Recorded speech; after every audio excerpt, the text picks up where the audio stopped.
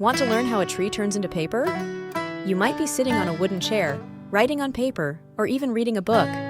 But have you ever stopped to think, where does all this come from? It all starts with a tree. Trees are the first necessary component in the process of making paper. They are cut down and transported to a paper mill.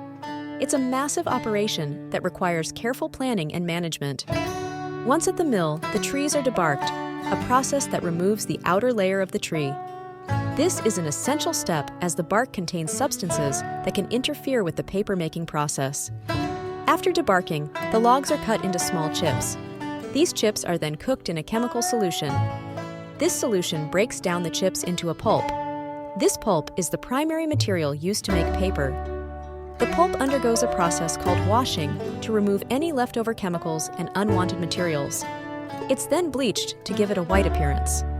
Next, the pulp is mixed with water to form a slurry.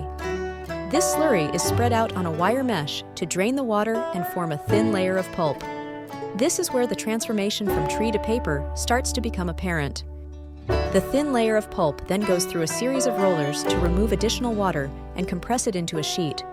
This sheet, still damp, is subjected to high heat to dry it out completely.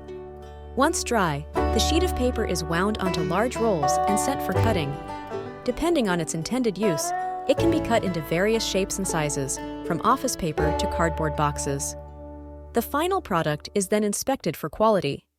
Any paper that doesn't meet the standards is recycled back into the process. This means nothing goes to waste in the paper-making process. So, the next time you pick up a piece of paper, remember the journey it's been on. From a standing tree in a forest, through a complex process in a mill, and finally into your hands. It's a testament to human ingenuity and resourcefulness. But it's also a reminder of our responsibility. Every piece of paper was once a tree. As we continue to rely on paper products, we must ensure we do so sustainably. That means planting new trees to replace those we've cut down and continually improving the paper-making process to minimize waste. So, a tree transforms into paper through a process that's both complex and fascinating. It's a process that allows us to make use of one of nature's most versatile resources. But it's also a process that requires our stewardship and care.